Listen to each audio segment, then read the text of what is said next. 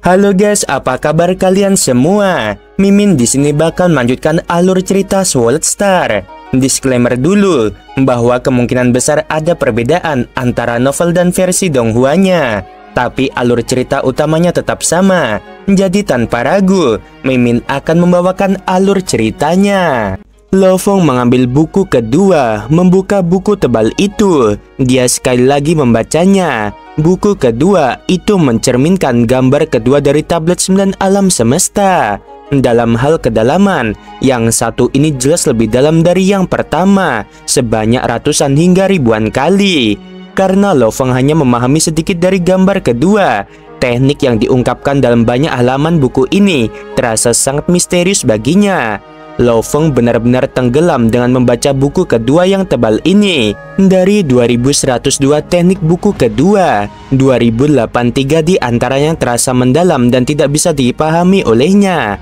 Adapun 19 lainnya, ia nyaris tidak berhasil memahami mereka dengan paksa. Saat dia mengebor ini ke dalam benaknya, gambar gerimis dari tablet 9 alam semesta perlahan-lahan menjadi lebih jelas baginya. Lo Fong mengambil napas dalam-dalam dan meletakkan buku tebal di tangannya. Ini benar-benar buku yang bagus. Buku ketiga berharga 100.000 poin, di mana aku akan mendapatkan begitu banyak poin. Poinnya sangat sulit didapat. Babata, sudah berapa lama aku belajar? Lo Fong meletakkan buku yang berat itu kembali ke rak di belakangnya dan bertanya. Buku pertama, kamu butuh 3 hari. Adapun buku kedua, kamu sudah membacanya selama 29 hari, kata Babata di bahunya. Lo Fong mengangguk. Setelah itu, dia menggelengkan kepalanya dan tertawa. 19 teknik buku kedua ini sendiri menghabiskan waktu 29 hari, dan aku masih belum sepenuhnya memahami mereka.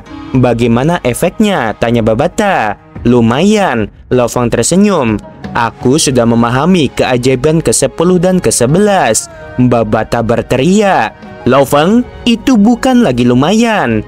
Lo Fong berkata, di kota kekacauan primal ada banyak fragmen dan potongan-potongan yang aku mengerti sedikit tetapi tidak sepenuhnya dipahami. Dan sekarang sambil menyelami teknik-teknik ini, banyak hal yang baru saja aku pahami sepenuhnya, beresonansi satu sama lain. Dari 108 teknik darah mengambang, aku tahu 11 di antaranya. Tentu saja, pengetahuan sebelumnya yang aku miliki melalui buku coretan ruang telah memberiku manfaat yang besar. Namun seiring berjalannya waktu, itu tidak akan semudah yang dibayangkan. Lo Fong tiba-tiba dengan kuat berdiri dan berteriak. Aku telah belajar selama 32 hari. Itu berarti aku belum pernah menghadiri kelas sama sekali selama 32 hari terakhir ini. Apa gunanya penyesalan? Babata tertawa. Ada kabar baik. Kelas hukum ruang dan emas kelas favoritmu ada malam ini. Kalau begitu, aku akan hadir malam ini. Lo Fong mengangguk. Namun, aku harus mencoba terlebih dahulu untuk melihat seberapa besar kekuatanku telah meningkat. Di dalam tempat pelatihan dengan bantuan Babata, tempat itu segera berubah menjadi kota besar. Lo Fong membawa tongkat panjang berwarna emas gelap di punggungnya dan berteriak. Segera, dari belakang tongkat panjang itu menembakkan pedang emas yang sangat kecil yang menutupi langit dan tanah. Gambar buram 1600 bilah ini seperti roh kecil yang menari dan terbang dengan cepat. Di tengah udara mereka dengan cepat mulai memanjangkan benang emas yang dipenuhi hukum asal. Dan dalam sekejap mata, mereka membentuk pilar totem. Lo Fong menuju ke depan pada gedung pencakar langit. Pilar totem melesat. Pergerakannya hampir seperti teleportasi. Dalam sekejap ia melintasi beberapa kilometer dan segera menabrak gedung pencakar langit itu dan menghancurkannya. Kontrol kekuatanku masih belum tepat. Lo Fong berdiri di udara, mengamati bangunan yang menjadi debu di bawah sambil mengerutkan kening. Aku ingin mengendalikan seranganku dan memandatkannya menjadi satu baris, namun masih beriak di tanah. Pilar totem itu seperti dewa menghukum tanah, menabrak sana-sini, seluruh area itu menjadi debu. Mungkin tampak berat tetapi ringan untuk dikendalikan. Akhirnya aku memiliki perasaan ini. Lo Fong sangat puas dengan pikiran. Pilar totem pertama dipisahkan menjadi lampu emas yang tak terhitung jumlahnya. kembali ke batang panjang emas di punggungnya. Senjata Nansen tingkat kelima. Setiap bilah terbuat dari 81 bilah kecil. Ketika ditambahkan bersama-sama, itu akan membentuk total 2916 pisau emas kecil. Lo Feng mengambil napas dalam-dalam dan menyaksikan 36 bilah melayang. Segera, 36 bilah digabungkan bersama. Masing-masing dari mereka mengikuti ukiran emas yang rumit dan menembakkan puluhan ribu benang emas. Setiap utas mewakili pemahaman Lo Feng tentang hukum ruang dan emas. Kombinasikan, dahi Lo Feng dipenuhi dengan keringat. Lo Feng mencoba berkali-kali. Lo Feng menghela nafas sambil menggelengkan kepalanya. Dia segera membubarkan 2916 cahaya kecil dan mereka kembali ke batang panjang emas. Jika energi rohku di tingkat penguasa domain, maka aku bisa mengandalkannya untuk memaksa kombinasi, pikir Lo Feng. Jika pemahamanku tentang hukum asal emas lebih dalam, aku akan bisa membentuknya juga. Pada titik terakhir, dia ingin mengendalikan benang emas untuk bergabung dengan sempurna. Ada beberapa tempat yang tidak berhasil, ini terutama karena pemahamannya tidak cukup dalam. Persenjataan Nansen adalah senjata roh yang diciptakan dari perpaduan hukum ruang dan asal emas. Itu adalah salah satu dari 9 senjata dewa. Emas, kayu, air, api, tanah, angin, cahaya, dan guntur. Kedelapan ini lebih mudah dipahami daripada ruang dan waktu.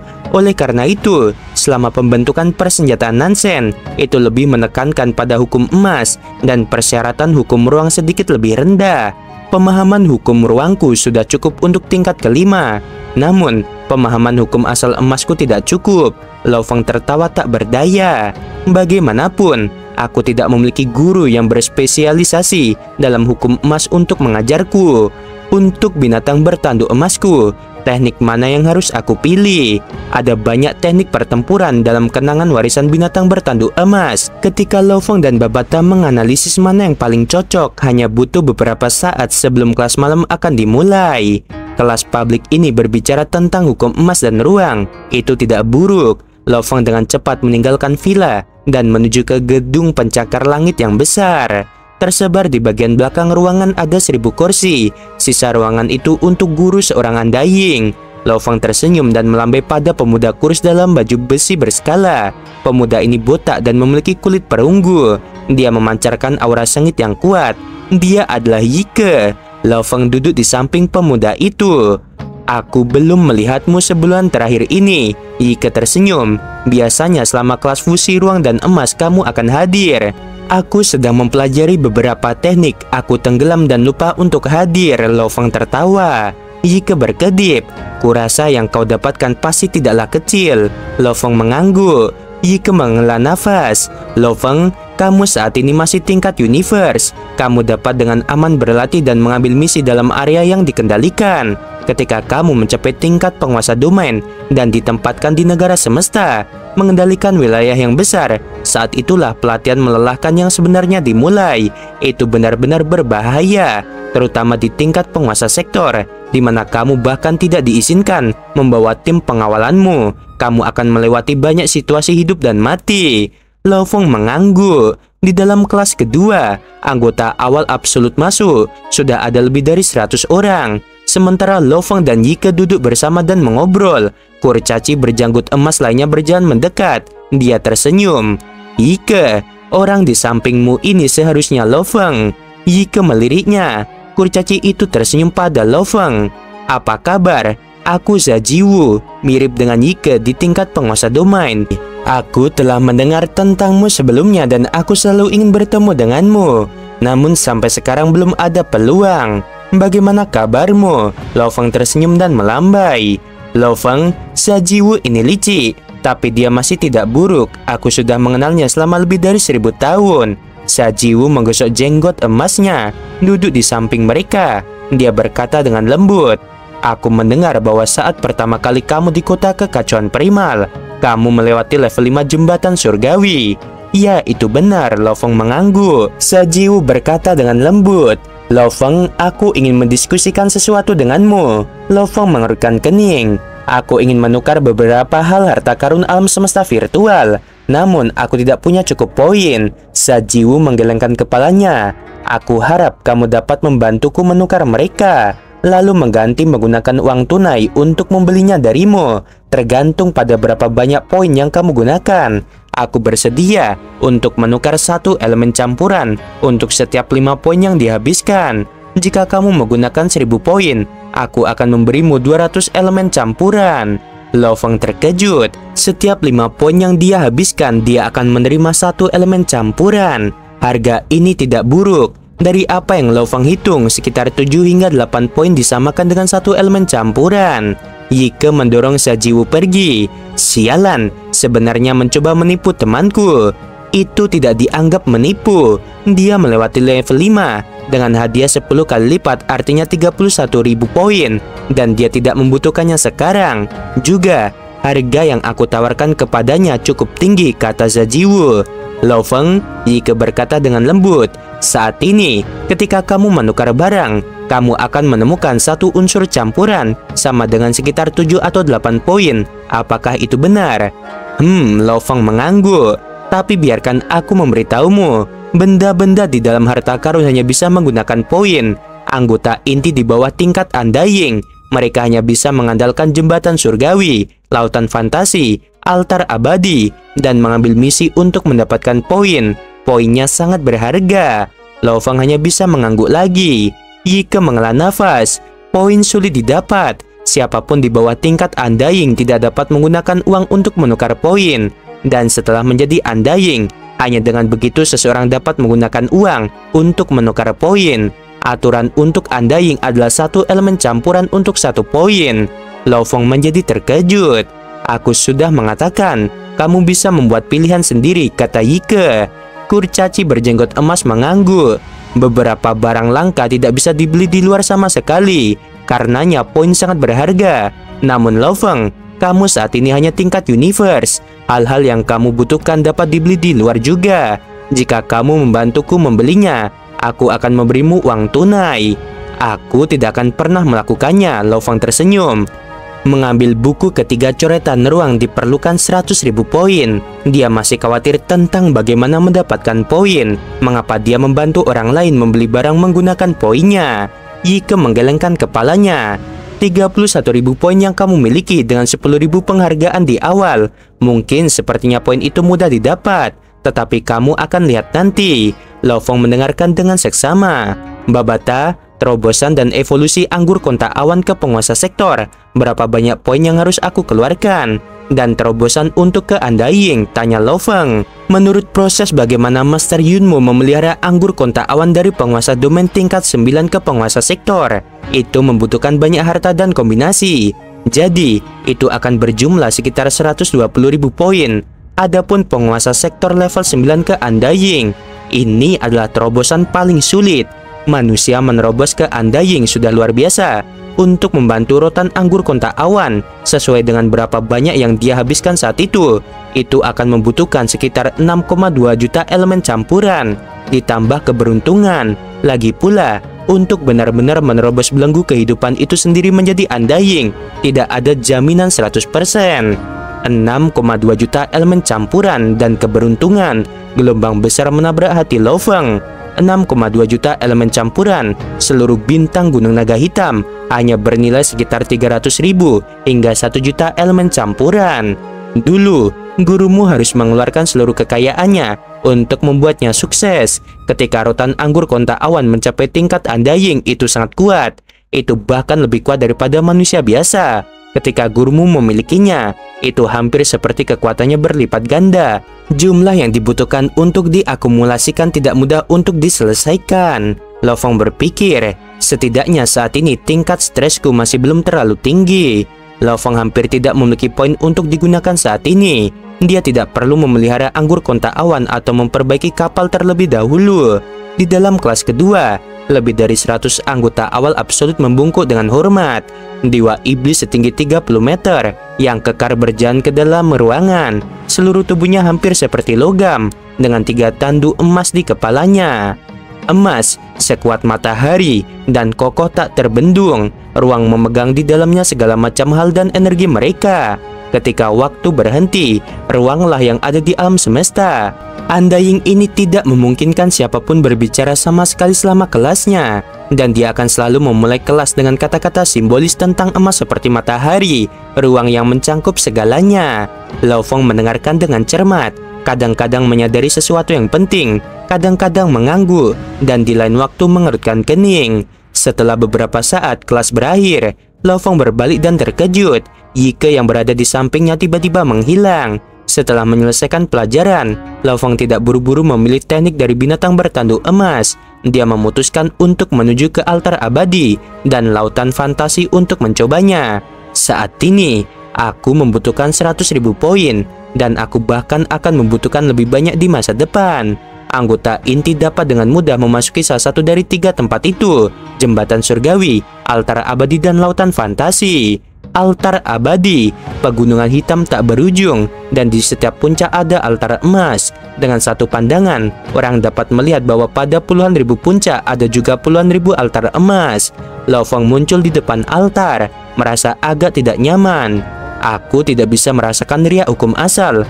Aku tidak bisa merasakan energi dari dunia luar juga. Energi genetik di dalamnya juga hilang, dan energi rohku telah berkurang seminimal mungkin juga.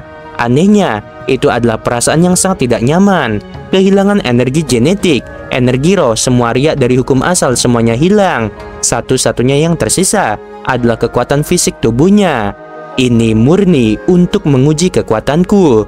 Lao Feng mendongak. Altar ini memiliki total 99 poin. Tepat di atas adalah tanda 100 poin. Hanya ketika aktivitas tubuh seseorang mencapai 100 poin, maka seseorang akan memiliki kontrol sempurna atas tubuh mereka. Lao Feng tidak berharap bahwa dia harus melakukan 5 serangan secara terpisah dengan bagian-bagian tubuhnya dalam 1 detik. Ayo kita coba. Lao Feng mulai menggoyangkan otot dan tulangnya. Dia menyerang target, kakinya berayun di udara. Mata Lao Feng berkilau, segera menyerang target di depannya. Dalam sekejap, tubuh Lao Feng menjadi seperti gerakan melingkar. Tinjunya seperti binatang buas mistis yang meninju keras kepala target. Setelah itu, dia menekuk tubuhnya dan mengembunkan energinya. Dengan keras menendang dada target, menyebabkan sedikit menyerah. Saat dia mendarat, dia sekali lagi dengan keras melompat dan mengangkat lututnya untuk menabrak perut target. Setelah itu, dia melengkungkan tubuhnya dan hampir seperti busur besar, menampar ke belakang dan menyerang dada target. Setelah itu, seluruh tubuhnya melonjak dan dengan gerakan memutar yang benar, otot-ototnya seperti mengembun menjadi simpul dan melepaskan seluruh energinya ke siku kanannya, menghancurkan keras ke sasaran. Lao Feng menatap layar, angka-angka muncul. Skor total 28, poin diberikan 0. Skorku hanya 28. Lao Feng menggelengkan kepalanya. Dalam 1 detik, gunakan 5 bagian tubuhmu untuk menyerang. Skor terendah adalah skormu. Ini persyaratan yang sangat keras. 5 serangan berkelanjutan, 5 hasil lagi, 35, 30, 36, 29, 35. Skor 29, poin diberikan 0. Berulang kali, ia mencoba tanpa henti ratusan kali. Skor terbaiknya hanya 32 dan terendah di 26. Pada akhirnya, ia masih mendapatkan 0 poin. Melewati jembatan surgawi, samudera fantasi, dan altar abadi dapat membantu seseorang mendapatkan poin. Namun mereka memiliki aturan berbeda. Lautan fantasi memiliki banyak pulau dari pulau terluar. Saat seseorang melangkah lebih dalam ke pulau samudera fantasi, hipnotis dan tekanan mental akan semakin menakutkan. Sistem poinnya mirip dengan jembatan surgawi. Dari luar masuk ada total 21 pulau. Yang pertama memberi 100 poin, yang kedua 200, yang ketiga 400 poin, dan seterusnya. Namun altar abadi berbeda. Kontrol sempurna dari seluruh tubuh seseorang adalah persyaratan untuk menjadi undying. Oleh karena itu, poin yang diberikan adalah yang terendah. Jika seseorang mendapatkan skor 50, ia akan diberikan 1000 poin, 60 2000 poin, skor 70 4000 poin, 80 8000 poin, skor 90 16000 poin, skor 100 50000 poin. Tetapi untuk skor di bawah 50 itu 0 poin. Penggunaan kekuatanku sangat lemah. Lao Feng mencoba total puluhan ribu kali. Bahkan setelah menggunakan 1 hari penuh, skor terbaiknya masih hanya 34. Dia tidak bisa menyalahkan siapapun. Pertama, Dia adalah master mental. Dia tidak pernah benar-benar dilatih menggunakan kekuatannya seperti itu. Meskipun klan Musa mahir dalam pertempuran jarak dekat, itu adalah bentuk kehidupan energi. Itu tidak bergantung pada otot atau tulang untuk melepaskan kekuatannya. Itu bahkan tidak memiliki kekuatan sendiri. Oleh karena itu, ia tidak bisa melatih dalam aspek ini. Adapun binatang bertanduk emas, itu adalah bentuk kehidupan darah dan daging, dan itu memang menekankan pada pengerahan tenaga. Namun, bertahun-tahun, binatang bertanduk emas telah mengkhususkan diri dalam ruang absolut. Sisa waktunya dihabiskan mempelajari hukum asal emas. Itu tidak pernah benar-benar dilatih dalam teknik pertempuran apapun. Namun, rias tubuhnya secara alami berbakat dalam pengerahan tenaga. Bahkan jika tidak mempelajarinya secara khusus, masih bisa mencapai sekitar 60 atau 70 poin. Namun, penggunaan kekuatan tubuh manusia lebih sulit. Untuk Lo Fong mencapai 34 poin, itu bisa karena kesadarannya yang kuat dan pemahamannya tentang hukum asal. Sungguh memalukan. Aku benar-benar mendapat 0 poin, pikir Lo Fong. Ketika aku kembali, aku harus menemukan teknik bertarung untuk binatang bertanduk emas yang menekankan pada pengerahan kekuatan. Pengerahan tenaga adalah salah satu syarat untuk menjadi undying. Aku tidak bisa mengabaikannya. Aku akan menuju ke lautan fantasi selanjutnya. Kesadaran dan tekadku adalah yang paling aku andalkan. Lo Fong menuju ke udara dan sebuah layar muncul, dan di atasnya ada surat. Ini dari perusahaan alam semesta virtual. Lo Fong membuka surat itu dan ketika dia membacanya, seluruh wajahnya menjadi pucat. Ini tidak mungkin. Lo Fong menggelengkan kepalanya. Bagaimana ini bisa terjadi? Lo Fong melihat isi surat dan menggelengkan kepalanya. Jika dia sudah tiada. Ini adalah surat yang dikirim ke semua anggota wilayah awal absolut. Karena ada sangat sedikit anggota, dengan total 1100 dari mereka. Mereka semua dianggap jenius mutlak di antara negara-negara semesta. Setiap kali ada yang meninggal, mereka akan mengirim pengingat untuk memberitahu semua anggota. Tubuh Lo Fong bergetar dan matanya dipenuhi dengan kejutan.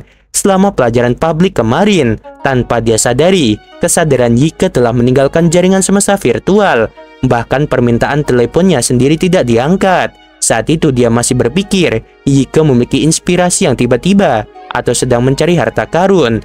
Tapi dari kelihatannya sekarang, Yike mungkin telah bertemu dengan kemalangan. Adegan muncul di benaknya saat Yike dan Lo Fong mengobrol dan berkenalan pertama kali. Adegan yang berbeda muncul lagi dalam pikiran Lo Fong. Dia tidak kenal Yike terlalu lama, tetapi mereka berdua memiliki afinitas. Mungkin karena banyak kesamaan. Jalan menuju undying sangat sulit. Lo Fong bergumam menatap layar di depannya. Di atasnya teks dibaca. Kepada semua anggota awal absolut di Gunung Yuxiang, alam semesta virtual kami baru saja mengkonfirmasi bahwa Yike, anggota awal absolut yang telah luar biasa sejak pertempuran jenius, telah tiada. Ini adalah berita yang sangat memilukan. Wilayah awal absolut menyerap anggota melalui pertempuran jenius dan pertempuran pejuang absolut. Setiap 10.000 tahun, kami menyerap kurang dari 20 orang. Namun seiring berjalannya waktu, setiap 100 hingga ribuan tahun, seseorang akan jatuh. Satu demi satu para jenius akan terus jatuh. Akhirnya, sangat sedikit anggota untuk menjadi undying. Saat ini, ada 1137 anggota yang tinggal di wilayah absolut. Sekitar 95% dari mereka akan jatuh saat menuju undying, dan hanya 5% akan mencapai akhir dan menjadi undying. Aku berharap bahwa semua anggota yang hidup akan ekstra hati-hati. Aku hanya berharap bahwa di masa depan, kalian semua tidak menyesali keputusan yang kalian buat. Satu surat, semua anggota awal absolut yang masih hidup menerimanya. Seluruh wilayah tampaknya memiliki aura berat yang menggantung di atasnya. Daerah awal absolut, Villa Manka Pangeran Wuka, Lo Fong, Rongjun, Aichen, Aupatela, Wuka, Jiangmu, Qianshui, Lancelot. Anggota awal absolut dari pertempuran jenius terbaru duduk bersama tidak seperti sebelumnya. Mereka biasanya membentuk kelompok kecil mereka sendiri, seperti Lo Fong, Rongjun, dan Wuka. Namun pada saat ini 8 dari mereka duduk di sekitar ruang tamu dalam keheningan. Udara di ruang tamu tampak kaku, ada tekanan berat, semua orang bisa merasakan tekanan ini. Lo Fong merasa merinding. Akhir-akhir ini aku telah berlatih, mendengarkan kelas simulasi di lapangan pelatihan, mempelajari buku coretan ruang. Namun aku tidak pernah menganggapnya serius. Mata Lo Fong dingin. Kehidupan aman selama 30 tahun telah membuatku mati rasa. Seorang pejuang sejati hanya bisa dilahirkan dari kesulitan yang melelahkan. Seperti halnya, dibutuhkan 100 tahun untuk melunakkan besi, mengalami banyak contoh hidup atau mati. Hanya dengan itu seorang pejuang sejati dapat dibentuk. Lo Fong berdiri, 7 lainnya semua memandang. Karena kita berjalan di jalan ini, kita hanya bisa maju. Jika kita jatuh, kita akan mundur. Kita akan pulih dari cedera berat dan hanya kematian yang akan mengakhiri segalanya. Mata Lo Fong dingin. Jalan menuju Undying bukanlah sesuatu yang semua orang bisa jalani. Lo Fong segera berbalik dan berjalan keluar, terbang ke langit dan menghilang. 7 lainnya tertegun. Rongjun berdiri dan berkata dengan sungguh-sungguh, Lo Fong benar. Jalan menuju Undying bukanlah sesuatu yang bisa dilakukan oleh siapa saja. Tanpa hati yang benar, lebih baik menyerah saja. Setelah itu dia berbalik dan pergi juga. Bukankah itu hanya pertempuran? Orang-orang Manka adalah orang-orang yang suka pertempuran. Wuka juga berdiri dan tertawa keras, namun tawanya memiliki perasaan tertekan dan dingin. Jiang Mo berdiri. Qian Shui mengikuti kakaknya dan pergi. Kematian Ye Ke telah memberi para anggota daerah awal absolut panggilan besar. Dan yang benar-benar terbangun adalah Lo Fong dan 7 lainnya. Mereka bahkan tidak merasakan bahaya dari sebelumnya. Misi pelatihan. Rongjun duduk di ruang kerjanya. Dia membuka layar dan melihat dengan cermat. Ini adalah pertama kalinya aku mengambil misi. Tanpa bahaya tidak akan ada efek apapun. Aku masih bisa memilih level sekarang. Di masa depan aku bahkan tidak akan mendapatkan pilihan. Namun, pertama kali seharusnya tidak terlalu bahaya. Lagi pula aku tidak punya pengalaman. Rongjun membuka level yang sulit dan memilih misi. Di lautan fantasi, Lo Fong berdiri di atas tebing memandangi lautan fantasi yang tiada akhir. Untuk seorang prajurit yang kuat, selain bakat, pemahaman, kerja keras, sumber daya, dan teknik, yang paling penting adalah hatinya. Lo Fong memilih jauh ke depan, dengan hati seperti pisau dan kemauan yang kuat. Untuk rute di depan, halangan apapun hanyalah lelucon. Maju ke depan dengan hati yang hormat dan tidak perlu takut. Hati dingin seperti cermin, bisa melihat dengan jelas melalui segalanya. Mata Lo Fong tampak dingin, dengan gemuruh ia menjadi seberkas cahaya, dan maju ke pulau pertama samudra fantasi. Kematian seorang teman baik, itu membuatnya meraung. Itu membuatnya merenungkan dirinya sendiri, melihat dengan jelas siapa dia. Kemampuan dan hati keduanya seperti pisau. Hanya dengan tingkat ilusi ini dan kau ingin mempengaruhiku. Hatiku seperti cermin, hancurkan. Kesadaran Lo Fong seperti kilat, menderu dan mengguncang langit. Tanah dan langit hancur dan ilusi pecah, mengungkapkan pemandangan pulau aslinya. Itu adalah pulau berpasir putih dan di atasnya ada pohon dan tanaman yang tampak sunyi dan indah. Lo Fong berdiri di pantai pulau. Di lautan yang jauh ada kegelapan. Aku benar-benar ingin melihat ilusi apa yang bisa menghentikanku. Lo Fong bergegas ke langit menjadi seberkas cahaya dan menuju ke pulau ke-6. Benar, Lo Fong baru saja melewati 5 pulau lautan fantasi secara terus-menerus. 5 pulau, mereka bahkan hampir tidak mempengaruhi Lo Fong sama sekali.